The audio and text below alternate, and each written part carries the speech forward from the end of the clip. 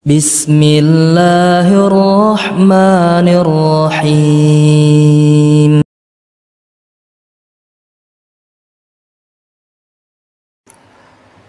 Bahwa tauhid merupakan asas, merupakan pondasi yang akan ditegakkan di atasnya segala-galanya dari amalan kebaikan. Allah Subhanahu wa ta'ala, ikhwani fillah rahimani wa rahimakumullah, memberikan tamsil tentang keseluruhan agama kita. Di antaranya dengan tamsil kasyajaratin thayyibah. Alam tara kaifa daraballahu mathalan kalimatan thayyibah kasyajaratin thayyibatin asluha thabitun wa far'uha fis sama tu'ti ukulaha kulla hinin bi'idni rabbiha wa yadribullahu al-amthala linasi la'allahum yatadzakarun.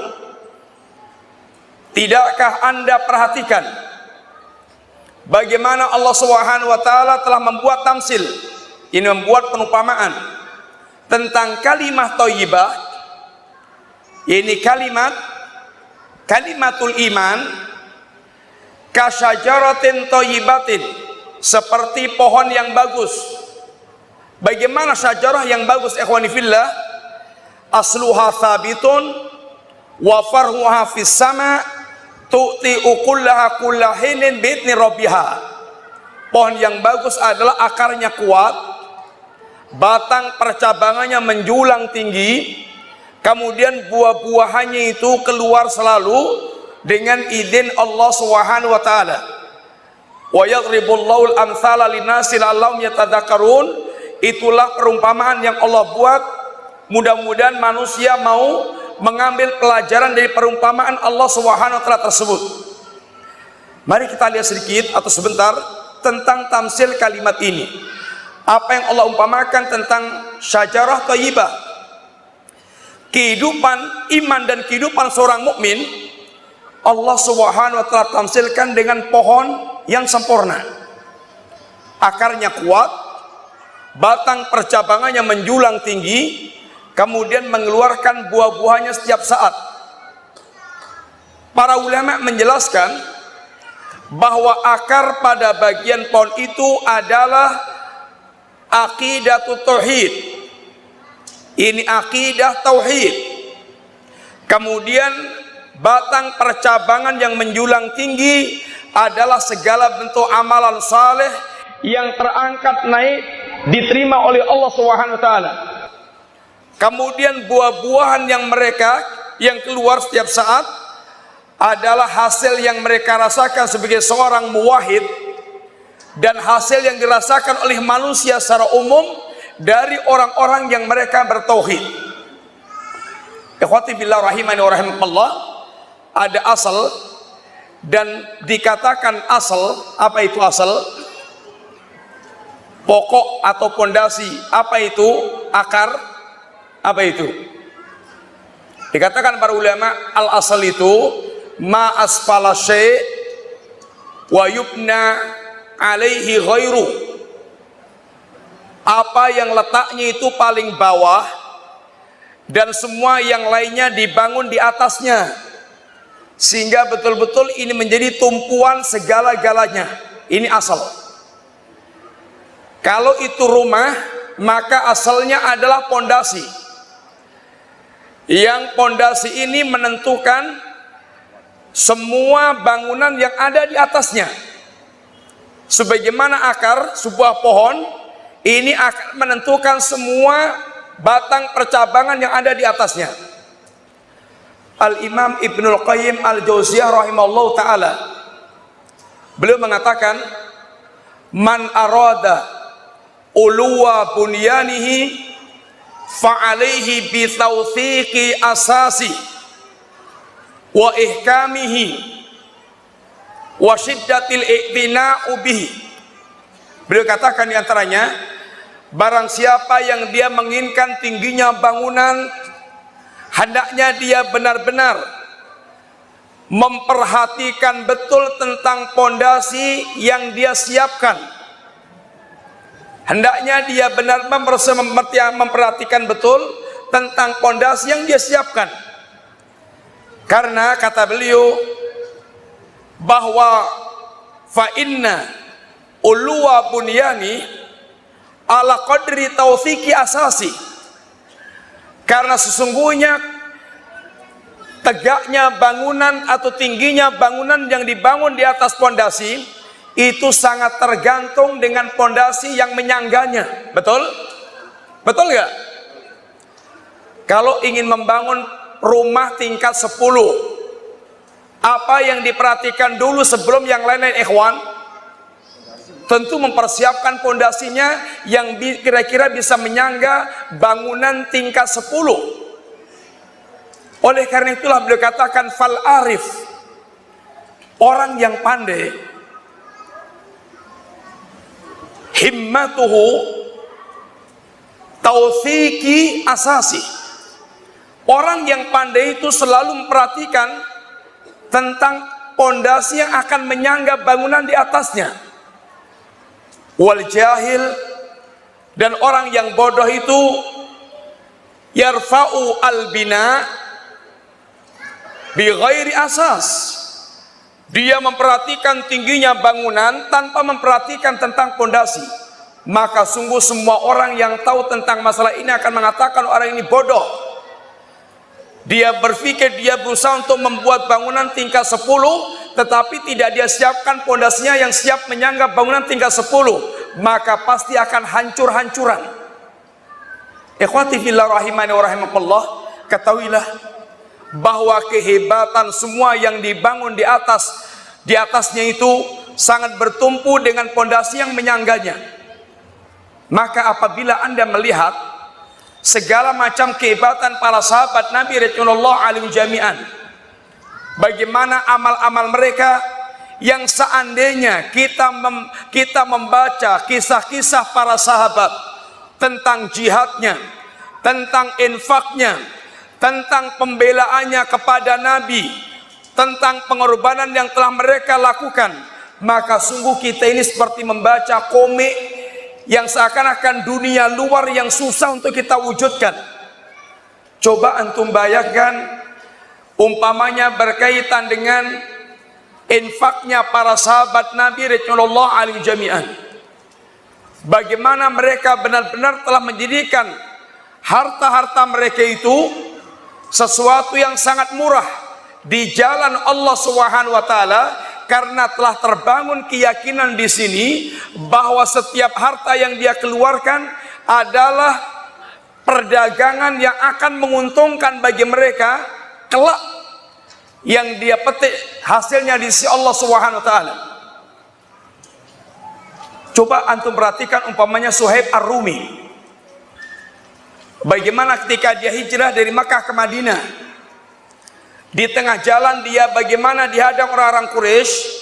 Kata mereka, ya Suhaib, Anda dulu masuk sini dalam keadaan miskin, sekarang Anda telah berharta dan harta Anda akan Anda bawa keluar, maka demi Allah kami tidak ridha. Apa kata Suhaib?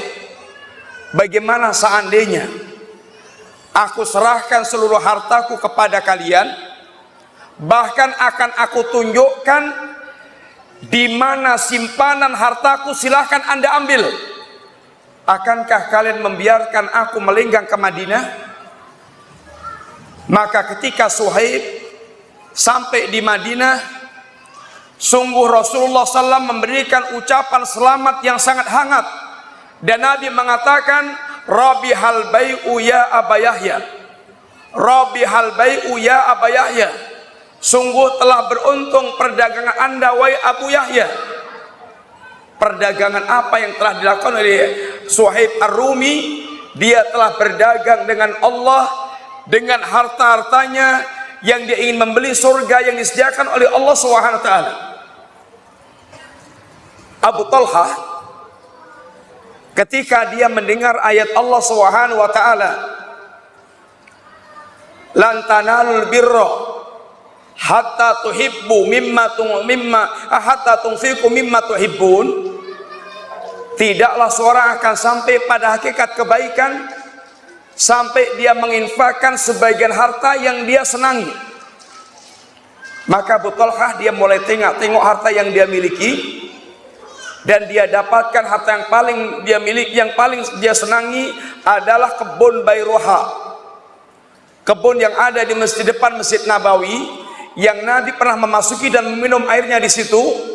Maka dia datang kepada Nabi, ya Rasulullah, aku serahkan kebun ini kepadamu, silahkan engkau gunakan sesuai dengan apa yang telah Allah ajarkan kepadamu.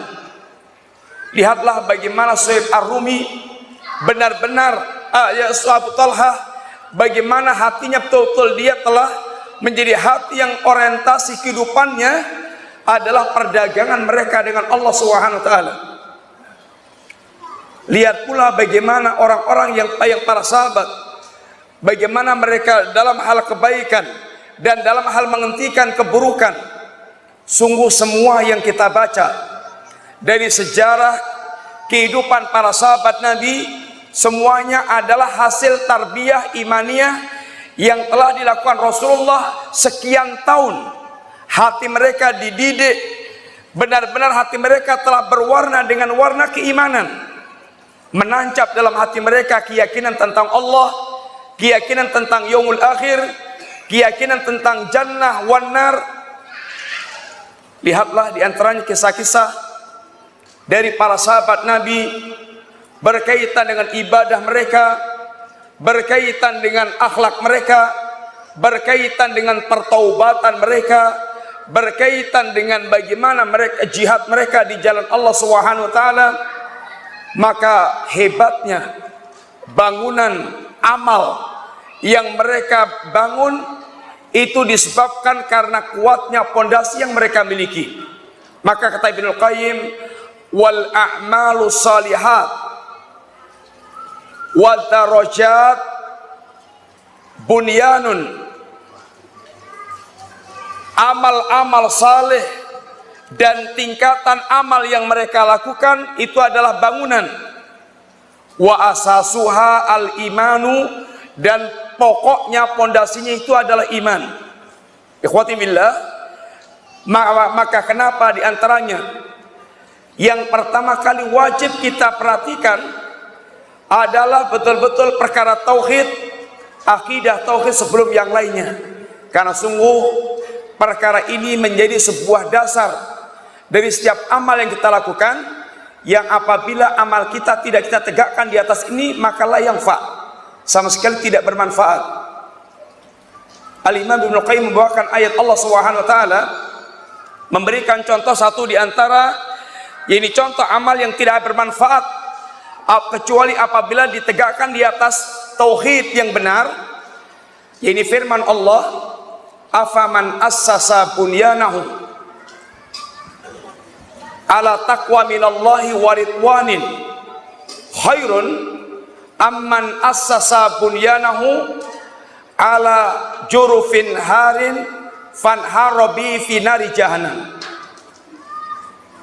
Ikhwati billah, beliau katakan, apakah orang-orang yang mereka membangun bangunannya, Allah katakan dalam ayat ini, apakah orang-orang yang mereka membangun bangunannya di atas dasar takwa kepada Allah dan mencari keridhaan Allah, ini adalah buah tauhid. Ini adalah kehidupan orang-orang yang mereka bertauhid kepada Allah Subhanahu wa taala. Itukah yang lebih baik, ataukah orang yang mereka membangun bangunan, yang mereka membangun bangunan di pinggir jurang, kemudian bangunan ini bersama penghuninya longsor langsung ke jahanam? Syekh Abdul Malik Ar-Ramadhani, beliau ketika menerangkan atau memberikan catatan tentang ayat ini, bahwa ayat ini berkaitan dengan amalan yang sama tetapi menghasilkan hasil yang berbeda. Amalannya adalah sama-sama membangun masjid. Yang satu masjid yang dibangun oleh Nabi dan para sahabat, yaitu Masjid Quba. Yang masjid ini dibangun di atas asas ketakwaan kepada Allah dan mencari keridhaan Allah Subhanahu wa taala. Adapun yang satu masjid yang dibangun orang-orang munafik yang dikenal dengan masjid Dirar. Maka masjid yang dibangun Nabi dan para sahabat, amal yang akan mengantarkan ke surga, ke jannah, karena tegak di atas ketakwaan kepada Allah dan mencari keridhaannya. Sedangkan masjid yang satu dibangun di atas asas kekufuran, fondasi atau akidah yang rusak, maka amal mereka bagaikan bangunan yang longsor langsung ke lembah jahanam. Maka la yang tidak bermanfaat sedikit pun. Sehebat apapun ikhwati fillah amal yang dilakukan oleh seseorang, akan tapi tidak tegak di atas tauhid yang lurus, maka la yang